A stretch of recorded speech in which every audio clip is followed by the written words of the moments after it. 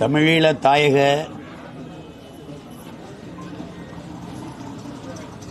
விடுதலை போராட்டத்தில் எண்ணற்ற மாவீரர்கள் தங்களினுடைய இன்னுயிரை ஈந்த போதிலும் எல்லா வீரர்களையும் விட தனித்துவமிக்க தலைசிறந்த மாவீரனாக இருப்பது எங்களுடைய அண்ணன் திலீபன் அவர்கள். எதிரிகளினுடைய துப்பாக்கி குண்டுகளுக்கு, பீரங்கி குண்டுகளுக்கு பலியாகி இறப்பதென்பது ஒரு நொடி மரணம். விஷக்குப்பி சைனைடு கடித்து உயிரை போக்குவதென்பது ஒரு நொடி. ஆனால் தன் லட்சிய தாகத்தை அடைவதற்காக ஒரு சொட்டு நீரும் அருந்தாமல் 12 நாட்கள் தன் உயிரையே உணவாக உட்கொண்டு சிறுக சிறுக மரணத்தை ரசித்து ருசித்த மாவீரன் எங்களுடைய அண்ணன் திலீபன் அவர்கள். எண்ணற்ற பெருமக்கள் மரணம் வரை உண்ணாவிரதம், சாகும் வரை பட்டினி போராட்டம் என்று அறிவித்ததுண்டு. அதற்கு அறிவித்ததற்கேற்ப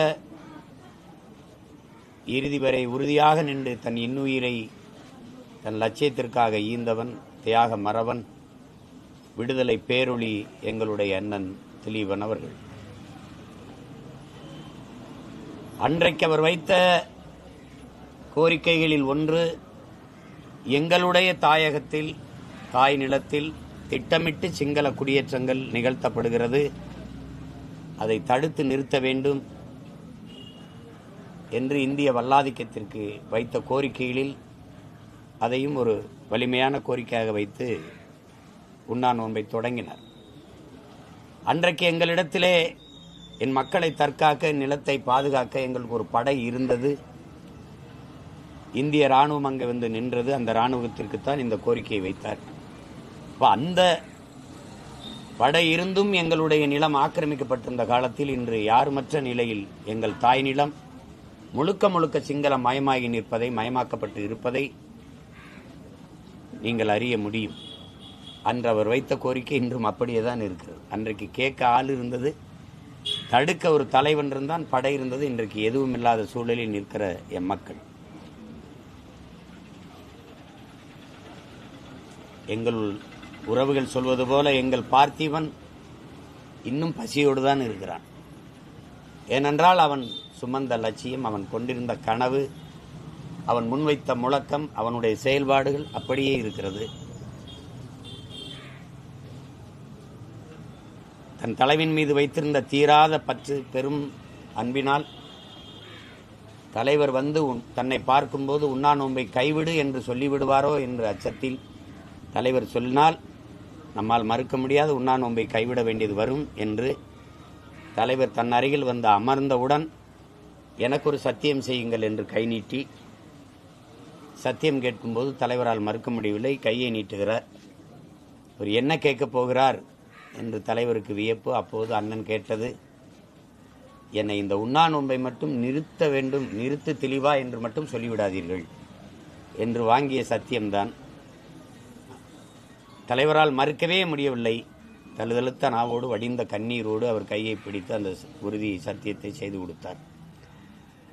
அப்படிப்பட்ட ஒரு உறுதி கொண்ட வீர மறவன் எங்களுடைய அண்ணன் திலீபன். அவருடைய நினைவை போற்றுகிற நாள் இன்று.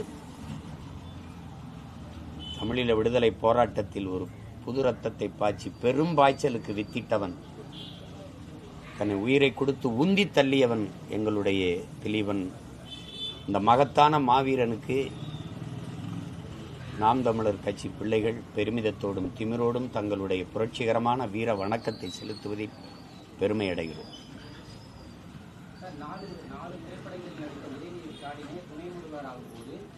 எங்கள் தலைவர் 40 வருடமாக மக்களுக்காக போராடி கொண்டிருக்கிறார். அவர் துணை முதல்வர் ஆகக்கூடாது. விசிகாவுடைய துணை பொதுச் செயலாளர்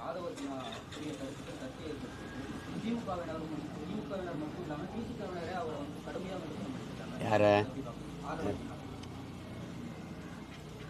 இல்லை இது வந்து முதலா அண்ணன் விடுதலை சிறுத்தைகளுடைய தலைவர் எங்களுடைய அண்ணன் திருமாவளவன் அவர்கள் ஆட்சி அதிகாரத்தில் பங்கு என்ற முழக்கத்தை முன்வைத்தது இன்னைக்கு நேற்று இல்லை, தொடங்கிய காலத்தில். ஆதவர்ஜுனா கேட்பது வந்து ஒரு பொதுவான கோரிக்கையை தான் நீங்க பார்க்கணும். அது அண்ணன் திருமாவளவனுக்கு கேட்டாருன்னு நீங்க பார்க்கறது அப்படி பார்க்க வேண்டியது இல்லை. கூட்டணி வைத்துக் கொள்வீர்கள். நான் கேட்கிற ஒரு பொதுப்படையா ஒரு கேள்வி. சரி, ஆதவர்ஜுனா அந்த கட்சி அது பிரச்சனை, எங்களுக்கு ஒன்றும் இல்லைல்ல. இப்போ நான் கேட்கறது நீங்க பதில் சொல்லுங்க. கூட்டணி வச்சுக்கிறீங்க, என் வாக்கு உங்களுக்கு வேணும், இவர் வாக்கு வேணும், இவர் வாக்கு வேணும், இவர் வாக்கு வேணும், எல்லாரும் வாக்கையும் வாங்கிட்டு இல்லை நான் தான் நாட்டாமை செய்வேன், நான் தான் ஆளுவேன் அப்படின்னா எப்படி? இதை விட கொடிய சனாதனம் இருக்க? எங்க எல்லாரும் வாக்கு வேணும்ல. எல்லாருமே கட்சி ஆரம்பிச்சது அவரவர் அதிகாரத்தில் பங்கெடுக்கணும் தான். தம்பி உங்ககிட்ட தான் சொல்றேன், கட்சி அதிகாரத்தில் பங்கெடுக்கணும், ஆட்சி அதிகாரத்துக்கு வரணும் தான். நாங்க கட்சி ஆரம்பிக்கிறது இவரை முதலமைச்சர் ஆக்குறதுக்கு, இவரை துணை முதலமைச்சர் ஆக்குறதுக்குன்னு இல்லை. இல்ல, எல்லாருக்கும் ஒரு கனவு இருந்தது, ஒரு இலக்கு இருந்ததுல. அந்த இலக்கு அவங்க என்ன செய்வாங்க, எங்கள் ஆதரவில் நீங்க வெல்றீங்க அப்படின்னா எங்களுக்கு பங்கு தாங்க. இது தர முடியாது, ஏற்கிறோம். ஆனால் நீங்க இந்திய ஒன்றிய அமைச்சரவையில் 18 ஆண்டுகள் தொடர்ச்சியா பங்கேற்றது ஏன்? நாங்க கொத்து கொத்தா செத்து விழுகும்போது அங்க போய் நின்று எங்களுக்கு எந்த இலாக்கான்னு கேட்டு வாங்கி நின்று வந்தீங்களா இல்லையா? வந்தீங்களா இல்லையா? எல்லா கட்சிகளின் வாக்கை வாங்கிட்டு நீங்க மட்டும் மந்திரி சபையில் இடம்பெற்று வந்தது எப்படி? அன்னைக்கு விடுதலை சிறுத்தைகள் வாக்கு இருந்தது, அன்னைக்கு எல்லாருடைய வாக்கும் இருந்தது இல்ல. அப்ப போய் நீங்க மத்திய அமைச்சரவையில் பங்கேற்க முடியுது, அதை கேட்டு பெற தெரியுது. இங்க அதே போலதானே இங்க நீங்க கேட்பான். அதானே ஜனநாயகம். அல்ல இந்திய ஒன்றிய அரசுக்கு ஒண்ணு இங்கே ஒண்ணுன்னா அது என்ன சரியான சமமான இருங்க. அது சரியா? அது சரியா இல்ல? உங்க வாக்கு எல்லாம் வேண்டாம், நாங்களே தான் ஆளுவோம், எங்க கட்சிக்காரங்க தான் எல்லா இலாக்காக்களையும் அதிகாரத்தை செலுத்துவாங்க அப்படின்னா நீங்க தனிச்சு நில்லுங்க. எங்களை போல இப்ப தனிச்சு நிக்கிறேன். 1 விழுக்காடு 2 விழுக்காடு 3 விழுக்காடு ஒண்ணும் இல்ல, முட்டைனா கூட நீ தனிச்சு நின்று காட்டு. என்னோட வலிமை, என்னோட வாக்கு, என்னோட ஆட்சி நடக்கணும் தான் இந்த மக்கள் எனக்கு வாக்கு தந்திருக்காங்க அப்படின்னு நீங்க சொல்லி அதிகாரத்துக்கு வரும்போது யாரு கேட்க போறா? நீங்க தனிச்சு நின்று வெல்லுங்க, அப்புறம் வந்து சொல்லுங்க. இல்லைன்னா எல்லாருடைய வாக்கையும் வாங்கி வலிமை பெற்று அதிகாரத்துக்கு வரும்போது பங்கு கொடுங்கன்னு கேட்கறது ஆதவர்ஜுனா பேசுறாரு, எங்க அண்ணன் திருமாவளவன் பேசுறாருன்னு இல்லை. பொதுவான கருத்து இதுதான் சரியா இருக்கும்னு நம்ம சொல்றோம். அதுல என்ன உங்களுக்கு பிரச்சனை? அதுல ஏற்கலை இல்ல யாரும்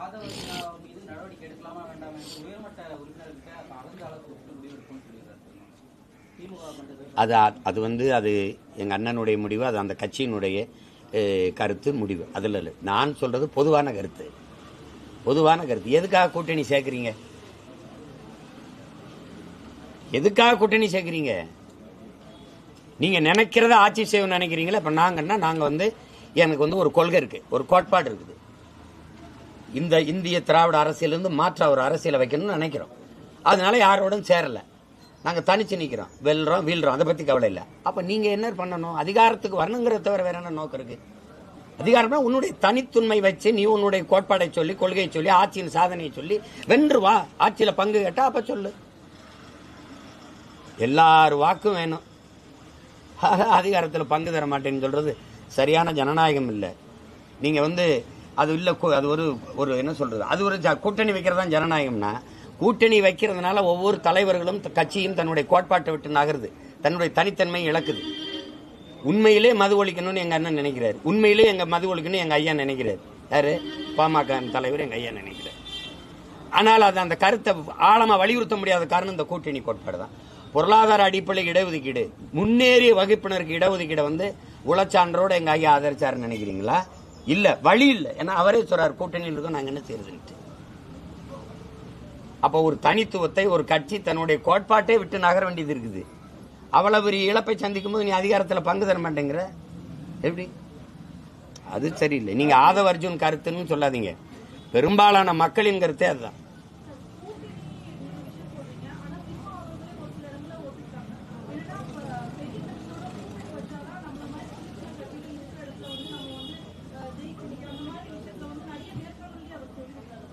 அது அண்ணனுடைய கருத்து. அது பெரிய கட்சி சின்ன கட்சிங்கிறது எதை வச்சு தங்கச்சி சொல்றீங்க? எதை வச்சு சொல்றீங்க?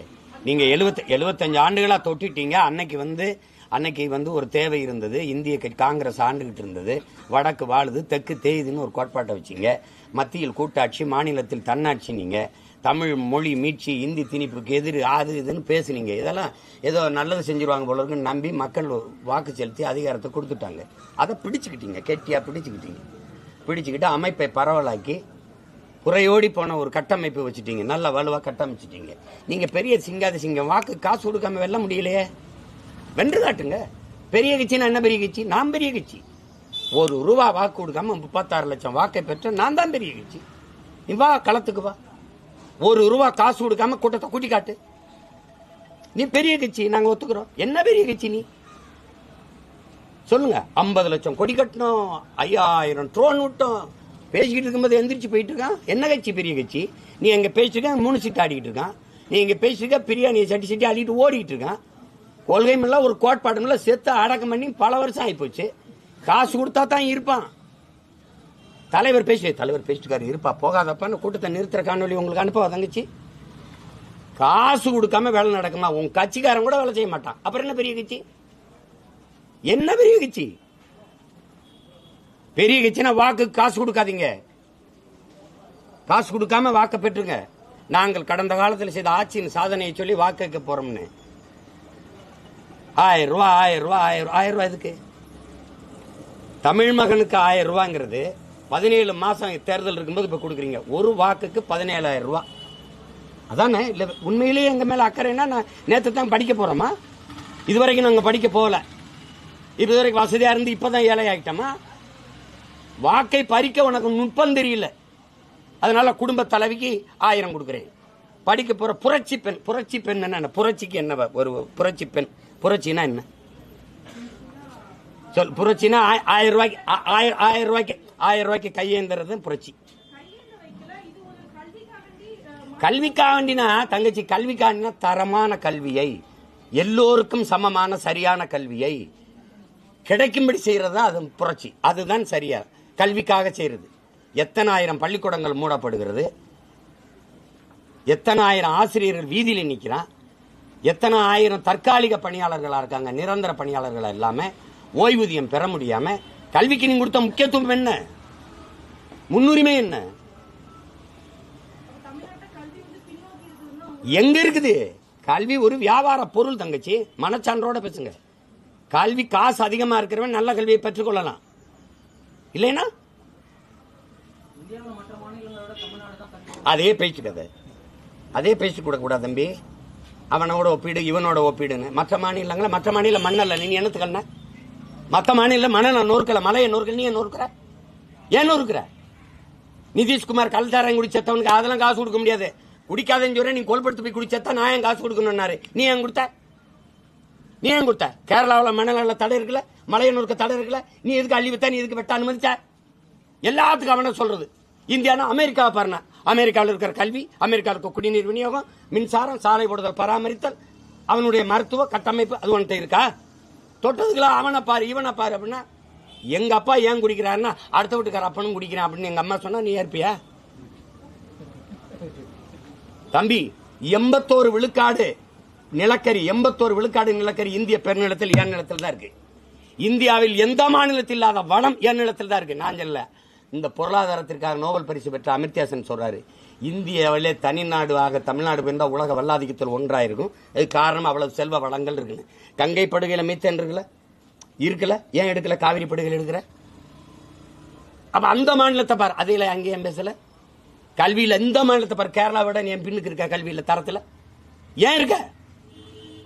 எல்லாத்துக்கும் ஒப்பிடுது. அது ஓட்டு காசு கொடுக்குறா கேரளா, நீ எது கொடுக்குற? ஒப்பிடுறதுக்கு ஒரு அளவு இருக்கு. எதை ஒப்பிடணும்? கல்வியின் தரத்துல கெஜ்ரிவால் முதல் தரத்தை தூக்கிட்டு போனான். அதனாலதான் அவனுக்கு அதிகப்படியா வாக்கு பெற்று மறுபடியும் வென்றாரு. போயா டெல்லியில பள்ளிக்கூடத்தை எடுத்து பாருங்க. நட்சத்திர விடுதி அளவுக்கு இருக்கா இல்லையா? தரம் உயர்தா இல்லையா? 30 விழுக்காடு அரசு பள்ளிக்கு, தனியார் பள்ளிக்கு போய்கொண்டிருந்த மாணவர்கள் அரசு பள்ளிக்கு படை எடுக்கிறத விழுக்காடு பினராயி கூட்டிருக்காரா இல்லையா? அந்த மாதிரி எந்த முயற்சியும் எடுக்கல. மற்ற மாநிலத்தில் நான் கேட்கிற கல்லுக்கடை இருக்குல்ல, நீ ஏன் கல்லுக்கடை முடி வச்சுக்க?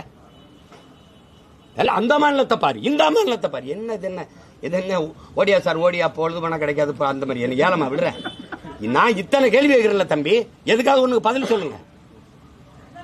எல்லாம் இருங்க தங்கச்சி. எல்லா மாநில முதலமைச்சரும் இல்ல இப்ப சந்திரபாபு நாயுடு, பினராயி விஜயன் போயிட்டு அமெரிக்காவில் முதலீடு இருக்க போயிருக்கிறேன், ஆப்பிரிக்காவில் முதலீடு இருக்க போயிருக்கிறேன், அரபு நாடுகளில் முதலீடு இருக்க போயிருக்கிறேன், அப்படி போய் ஒன்னும் முதலீடு கொண்டு வரலையா?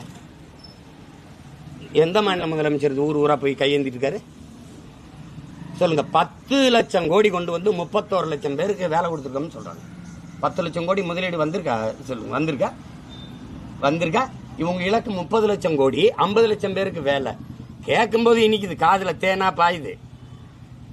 எங்க 10 லட்சம் கோடி?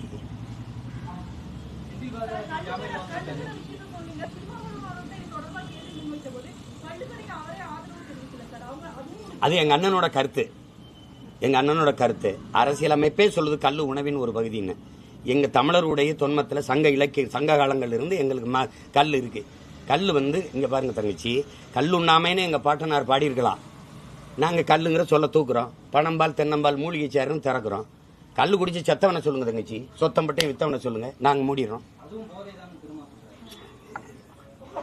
உலகத்துல எல்லா தேசிய இனங்களுக்கும் ஒரு மது இருக்கா இல்லையா தம்பி? இருக்குல்ல. தேசிய குடிபானம் மதுபானம் இருக்கு. ரஷ்யானா ஓட்கா இருக்குது, மற்ற நாடுனா சாம்பன் இருக்குது, ஒயின் இருக்குது, எல்லா நாட்டுக்கும் ரம் இருக்கு, ஜின் இருக்கு. ஒவ்வொரு நாடும் ஒரு மது வச்சிருக்கு. அது மாதிரி என் தேசிய இனத்திற்கு ஒரு மது இருக்கு. அவையும் அதிகமானும் கல்லுண்டு உண்டு பேசிக்கொண்டு இருந்தார்கள். எத்தனை பாடல்கள் இருக்கு, எவ்வளவு இருக்கு? அது அண்ணனுடைய பார்வை.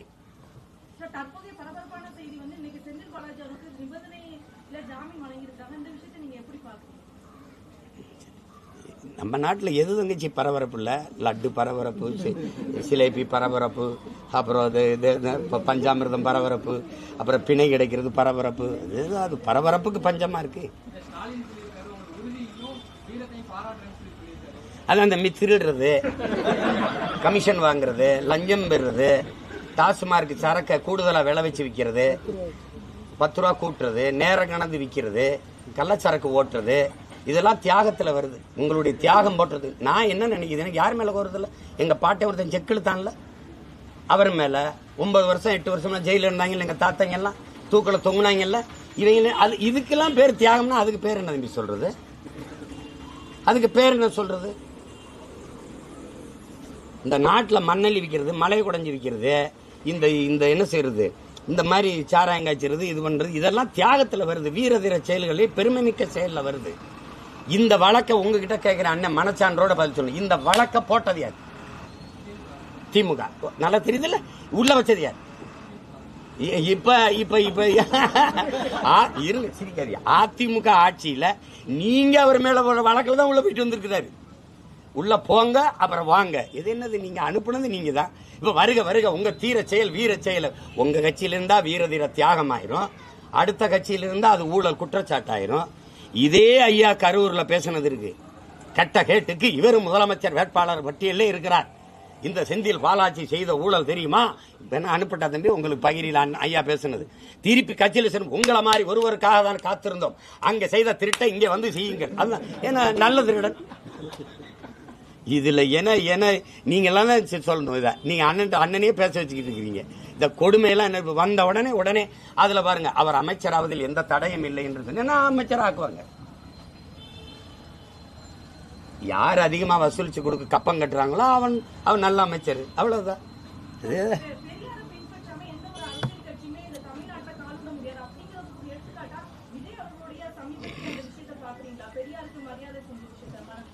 பெரியாருக்கு தமிழ்நாட்டில் யார் செய்யல? பிஜேபி வேணா செய்யாம இருக்கும், வேற யாரும் செய்யல? எல்லாரும் செய்யறாங்க. என் தம்பி மாலை வச்சுட்டு பெரியார், நான் பெரியார் கொள்கையை பின்பற்ற போறேன், நான் திராவிட அரசியல பின்தொடர்றேன், ஏதாவது பேசினாரா? மாலை இடுறதுனா நீங்க உங்களுக்கு ஒரு ஒண்ணு என்ன செய்தி சொல்றதுன்னு தெரியல, ஒன்னே திராவிட அரசியலுக்கு போயிட்டாருன்றேன். நான் என்ன இப்ப என்ன கேட்கிறேன், பெரியார் என்பவர் பொது தலைவரா, பொது அடையாளமா, திராவிட அடையாளமா? மாலையை வச்ச உடனே திராவிட அரசியலுக்கு போயிட்டாராங்கிறீங்க. இப்ப தெரியுதா? பெரியார் தமிழருக்கான அடையாளமோ குறியீடோ, தமிழ் தேசிய இனத்திற்கான அந்த தமிழ் தேசிய அரசியலுக்கான தலைமையோ குறியீடோ இல்லை. நீங்களே சொல்றீங்க. அது அவர் பெரியாருக்கு போயிட்டார், அப்ப திராவிட அரசியலுக்கு வந்துட்டார். அது திராவிட அரசியல், திராவிட அரசியலின் குறியீடு. அதுக்கு 2 நாளைக்கு முன்னாடி ஒன்று இருந்தது. என்னது? தனித்தமிழ் அடிகளார், மறைமலை அடிகளினுடைய நினைவு வந்துச்சு. தமிழ் தென்றல், அது தனித்தமிழ் அடிகள், இவர் தமிழ் தென்றல் திருவிக்கா. அவருடைய நினைவு வந்துச்சு, அதுக்கு இவ்வளவு பரபரப்போ மரியாதையும் இல்லை. அதுக்கப்புறம் எங்க தாத்தா ரெட்டமலை சீனிவாசன் நினைவு வந்தது, அதுக்கு இவ்வளவு பரபரப்போ மாலை இடுதலோ மரியாதை இல்லை. இது ஏன்னா எங்க அடையாளம் உங்களுக்கு தெரியுதா? இது தமிழ் அடையாளம், தூய தமிழர் அடையாளம். நீ நிராகரிக்கிற, உன்னுடைய திராவிட குறியீட தூக்கி தள்ளுற. அதை ஒரு தடவை என் தம்பி சொல்றாரான்னு பாருங்க. 27 அல்லது அதுக்கப்புறம் கட்சி அக்டோபர் 27 கட்சி ஆரம்பிக்கிறாரு. அதுக்கப்புறம் இல்ல நான் திராவிட அரசியல் பண்றேன். பெரியாருக்கு நாங்க கூட தான் மரியாதை செய்யறோம். பெரியாரோட கோட்பாட்டை எடுக்கிறோம். பெரியார் எங்கள் வழிகாட்டி, அண்ணல் அம்பேத்கர் அறிவாசான், அவர் எங்கள் வழிகாட்டி, மார்க்ஸ் எங்கள் வழிகாட்டி. கோட்பாட்டில் ஒரு வழி இருக்கிற தங்கச்சி. மார்க்சை நான் என்னுடைய ஆசானா ஏற்கிறதுக்கும் தலைவனா இருக்கிறதுக்கும் வித்தியாசம் இருக்கு. எனக்கு தலைவன் ஜீவானந்தம், சிங்காரவேலர், எங்களுடைய அப்பன் நல்லகண்ணு, இவன் தான் என் தலைவன். நான் எதுக்கு போய் அவரே இருக்கணும்? பெரியாரு நான் வழிகாட்டியா இருக்கிறேன். தலைவனா என் தலைவன் பிரபாரனா தான் ஏற்பேன். ஏன்னா தகப்பன் பெத்தவனா இருக்கணும், தலைவன் ரத்தவனா இருக்கணும். இது எங்க கோட்பாடு. ஆனால் அம்பேத்கரை நான் ஆசானா ஏற்கிறேன், வழிகாட்டியா ஏற்கிறேன், அறிவு ஆசானா ஏற்கிறேன். ஆனால் தலைவனா என் பாட்டன் அயோத்திதாசனி, என் தாத்தன் ரெட்டமலை சீனிவாசனி, MC ராஜாவையும் தான் நான் ஏற்பேன். எங்க அண்ணன் திருமாவளவனா தான் ஏற்பேன். எனக்குள்ள இருந்தா நீ எடுக்கணும். நீ அங்க போய் கூட்டிக்கிட்டாதான் தங்க அதெல்லாம் தகப்பனையும் தலைவனையும் கடன் வாங்க முடியாது தங்கச்சி. அது வந்து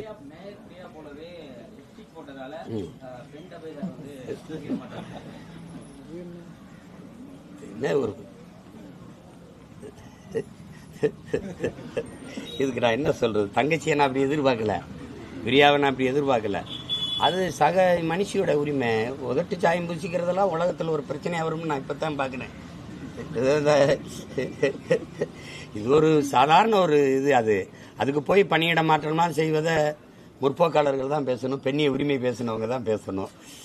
அது தவறு. அதுக்காக செஞ்சிருக்கலாம் தவறு, அதெல்லாம் தவறு.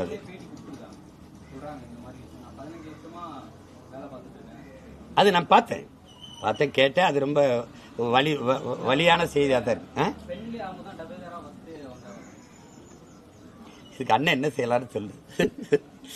வருந்துறேன், அது தவறு. அந்த மாதிரி செஞ்சிடக்கூடாது. அது தங்கச்சி பிரியாவை நான் அப்படி எதிர்பார்க்கல, அது தப்பு. அதனால அதை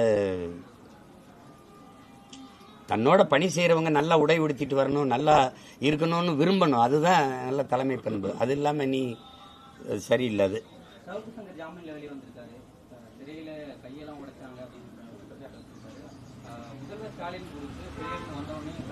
அவர் வரல, பயந்துகிட்டு விட்டு அவர் வழக்கு போடலாம். ஒரு 15 நாள் 20 நாள் ஒரு சிறையில் வைக்கலாம், விட்டுலாம். இனிமேல் இப்படி பேசாதீங்கன்னு சொல்லலாம். அதான் சரி.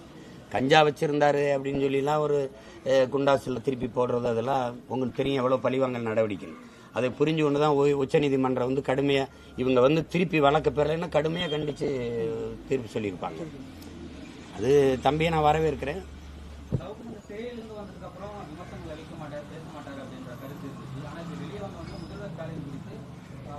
அரசு ஊழியர்கள் எப்படி தந்தை தாய் இருந்தால் வாரிசுக்கு வந்து கருணை அடிப்படையில் பதவி கொடுப்பாங்களோ அதே போல முதல்வர் ஸ்டாலினுக்கு திமுக தலைவர் பதவியும் முதல்வர் பதவியும் கிடைக்கும். உதயநிதிக்கு எந்த அடிப்படையில் போடுது? எந்த கருணை அடிப்படையில் கிடைக்க போகுது அது தெரியல. இது எல்லாம் பெயரளவில் தான் தம்பி. சமூக நீதி, ஏதாவது இடப்பகிர்வு, அப்புறம் சனாதன ஒழிப்பு, இதெல்லாம் முதல்ல சனாதனத்தை ஒழிக்கிறது இவங்க கிட்ட இருந்தா ஒழிக்கணும். சமூக நீதியை இவங்க கிட்ட இருந்தா நம்ம காப்பாற்றணும். அதனால அதை பேசி பயன் இல்லை.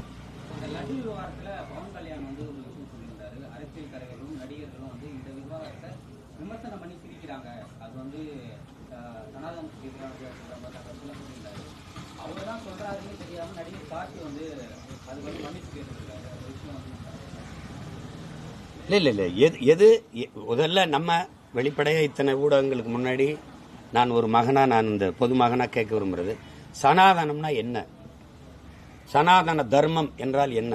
யார் விளக்கி எங்களை போன்ற பிள்ளைகளுக்கு புரிய வைக்க தயாராக இருக்கிறீங்க? முதல்ல அதை சொல்லுங்கள். சனாதனம்லாம் லட்டுலாம் சனாதனம் இருக்குதுங்கிறதெல்லாம் எப்படி ஏற்கிறது சொல்லுங்கள். நீங்கள் கேலி பண்ணி சிரிக்கிறேன்னா இதில் போய் நீங்கள் இவ்வளவு இது காட்டும்போது சிரிப்பாக வருது. இப்போ நான் ஒன்று கேட்குறேன். என் தம்பி கார்த்தி மன்னிப்பு கேட்டதில் எனக்கு வருத்தம் இருக்குது. ஆனால் அவருக்கு, என் தம்பி சூர்யாவுக்கு பிரச்சனை இருக்குது. அங்கே படம் வெளியாகுது, அவர் துணை முதல்வராக இருக்காரு. அப்படி ஒரு கருத்தை சொல்லும்போது சரிங்க மன்னிச்சுக்கிறீங்க அப்படி தான் சொல்லணும். இல்லை தெலுங்கு இங்கேயே பல நடிகர்களுக்கு எனக்கு இருக்கிற கோபம், உங்களுக்கு இருக்கிற கோபம், எல்லாருக்கும் இருக்கிற கோபம் இருக்குது. ஆனாலும் அவங்களுக்கு திரையரங்கு யார்கிட்ட இருக்குது? அது எதுக்கு பிரச்சனைன்னு நினைப்பாங்க. எல்லாத்துக்கும் துணிஞ்சு நம்மளை மாதிரி எது வேணா பயா பார்த்துக்கிறோமேன்னு வந்து நிற்க முடியாது. எல்லாரும் நிற்க முடியாது தம்பி, எல்லாரும் நிற்க முடியாது. இப்போ சிறைக்கு போனதுனால ஃபெலிக்ஸுக்கும் சவுக்கு சங்கருக்கும் எவ்வளோ பெரிய இழப்பு இருக்குது. அந்த குடும்பத்துக்கு யார் அந்த வலையொலி நடந்தால் வருமானம் அது இல்லை. இப்போ என்ன பண்ணுவீங்க? இப்போ அந்த மாதிரி இழப்பை தாங்கக்கூடிய ஆற்றல் இருக்கிறவன் தைரியமாக நிற்பான். இல்லைன்னா என்ன பண்ண முடியும்? பெரும் முதலீடு தம்பி, பல நூறு கோடிகளை முதலீடு செய்யும் போது அதை வாங்கினவங்க அது சார்ந்தவங்க எவ்வளோ பேர் பாதிக்கப்படுவாங்கன்னு போது அவங்க கொஞ்சம் பின்னடைய வேண்டியது வருது. அதில் ஒரு குறையை நம்ம சொல்ல முடியுது. ஆனால் நான் கேட்கறது என்னென்னா, இதில் என்ன சனாதனம் வருது, இதில் என்ன பெரிய பிரச்சனை வருதுன்னு கேட்குறேன். நீங்கள் ஒரு லட்டு பிரச்சனை தம்பி. இப்போ நான் வந்து தலைவன், நான் முதலமைச்சர். லட்டு யார்கிட்ட கொடுத்துருக்கு ஒப்பந்தம்? அது கலந்தவன் யார்? அது கொண்டாடா, அவனை தூக்கி நடவடிக்கை எடுத்து உள்ள போடு. இனிமேல் கலக்காத, வேற ஆளுக்கு ஒப்பந்தம் கொடு. இவ்வளோ தானே தம்பி. ஒரு நிமிஷத்தில் முடிஞ்சிருச்சா? ஒரு நிமிஷத்தில் முடிஞ்சு. இதானே நிர்வாகம். இந்த பாருங்க, சென்னையில் ஒரு போக்குவரத்து இதில் பேருந்தில் போன மாணவரை ஒரு நடத்துனர் அடிச்சு விட்டார். பெருந்தலைவர் காமராஜர் முதலமைச்சர். இதை கேட்டுக்கிறீங்க, இது எப்படி கையாளணும்னு பாருங்க. இந்த மாதிரி வந்தவொடனே வண்டி எடுத்துக்கு நேராக போயிடுறாரு. மாணவர்கள்லாம் வீதியில் இறங்கி போராடிட்டு இருக்காங்க.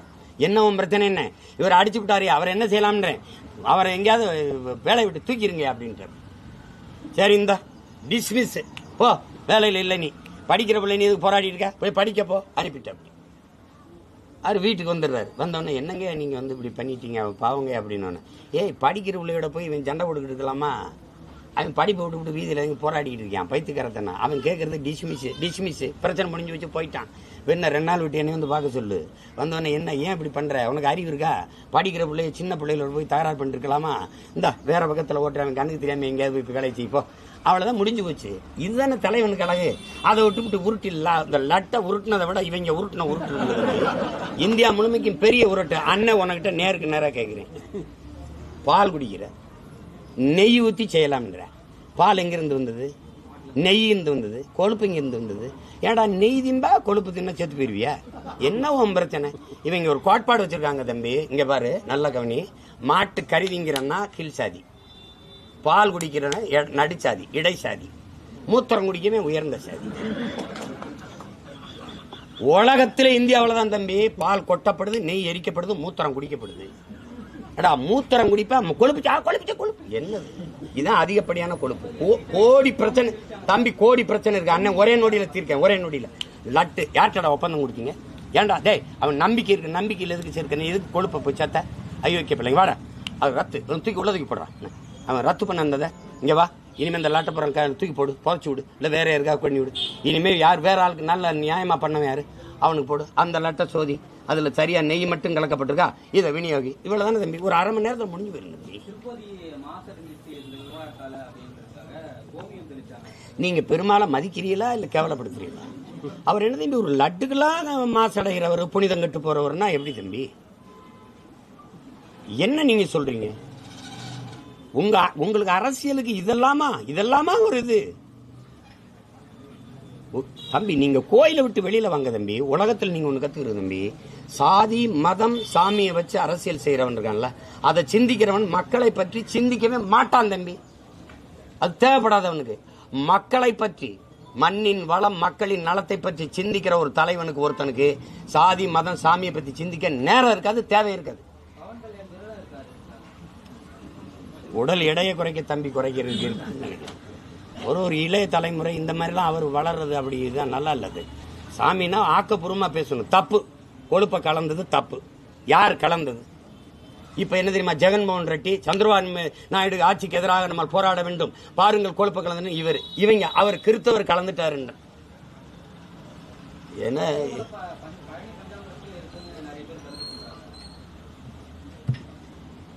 தெரியல, அது என்னன்னு புரியல. அது எதுல கலப்படம் இல்லை.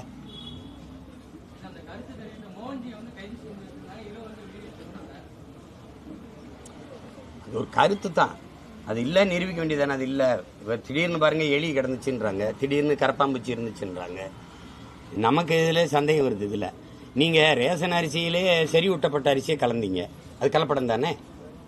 நீங்கள் கொண்டாந்து எங்களுக்கு பொங்கல் கொடுத்த வெள்ளத்தில் பூச்சி இருந்துச்சு, அரட்டெல்லாம் பள்ளியெல்லாம் செத்து கிடந்துச்சு, உருகி ஓடிச்சு. நீங்கள் எப்படி பார்த்தாலும் உருகித்தானே பொங்க வைப்பிய, நாங்கள் உங்களுக்கு உருகி வசதியாக கொடுக்குறோன்னு நீங்கள்.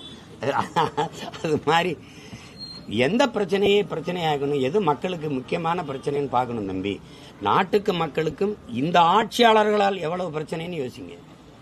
அதை மறைக்கிறதுக்கு இதை எடுத்துக்கிறது. இங்கே தமிழ்நாடு அரசு இந்த விஷ்ணுன்னு ஒருத்தரை பிடிச்சிக்கிட்டு ஒரு வாரம் ஓட்டி அந்த பிரச்சனையை பூரா திருப்பிச்சு. அது மாதிரி இப்போ லட்டு ஒரு நொடியில் தீர்க்கலாம். அந்த பிரச்சனையை தீர்த்துட்டு அடுத்து என்ன விடுங்க அப்படின்னு போக வேண்டியது என்ன? அது அவ்வளோ பெரிய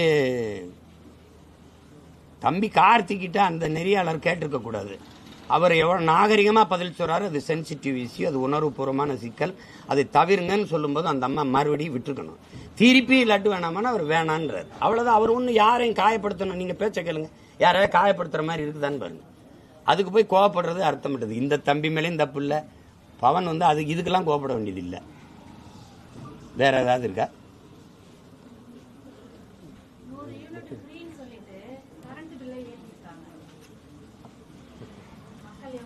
அதை ஏத்தினாதான் உங்களுக்கு ஃப்ரீயா கொடுக்க முடியும்.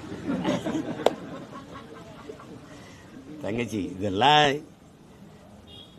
இதெல்லாம் இதெல்லாம் இதெல்லாம் இதுக்கு எப்படின்னா மாடல். இதெல்லாம் ஒரு மாடல் இல்லை, ஒரு மாடல். இது சொத்து வரி ஏற்றினது, மின்கட்டண உயர்வு, அத்தியாவசிய பொருள் விலை ஏற்றம், பால் விலை ஏற்றம், அரிசி பருப்பு விலை ஏற்றம்லாம் மக்கள் வாழவே முடியாத சூழலுக்கு தள்ளிவிட்டு இருக்கு.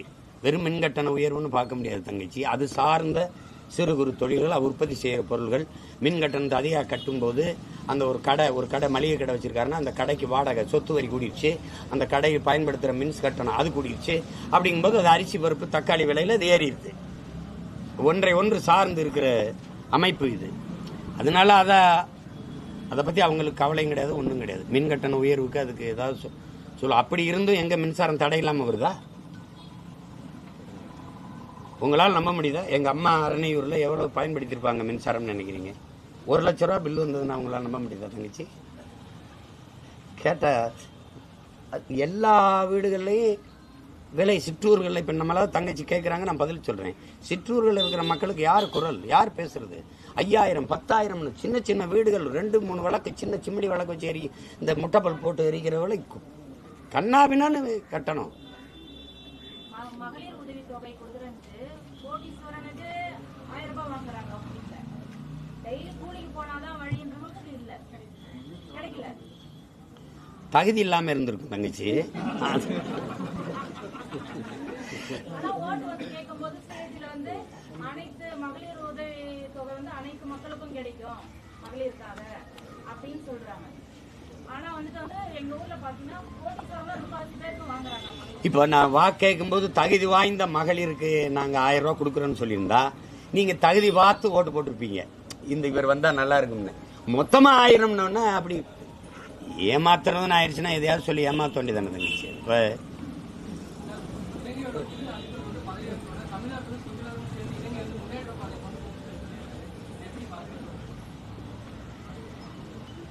சொல்றதானே ஒவ்வொரு அதிபர்களும் சொல்றதான். தமிழர்களும் சிங்களர்களும் சேர்ந்து முன்னேற்ற பாதை கொண்டு போகும்.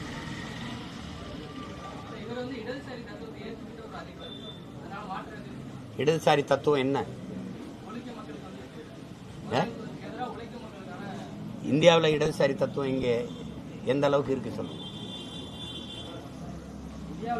யாரு எந்த மக்களுக்கு இடதுசாரி தத்துவம் தேசிய இனங்களின் உரிமைக்கு நிக்குதா? அண்ணன் உங்ககிட்ட தான் கேட்கிறேன்.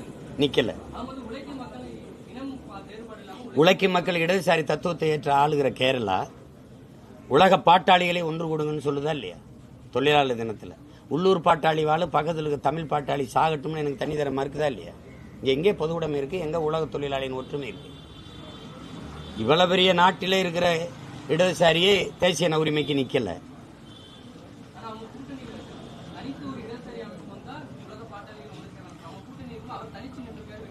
வெற்றி பெற்றிருக்காரு. 10 நாள் போட்டு இல்லை 15 நாள் போட்டு 1 மாசம் 6 மாசம் கூட பொறுத்துருங்க, என்ன நடக்குதுன்னு பாருங்க.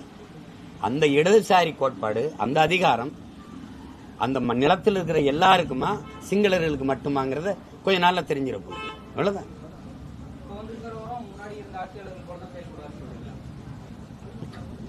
சிங்கள நாட்டில் எந்த அதிபர் வந்தாலும் பௌத்த பிக்குகள், புத்த பிக்குகள், இந்தியாவில் பாரதிய ஜனதா எந்த பிரதமர் வந்தாலும் அவர்கள் முடிவெடுக்க முடியாத RSS தான் அது, அதோடைய கோட்பாடு தான் நீங்க செயல்படுத்த முடியும்.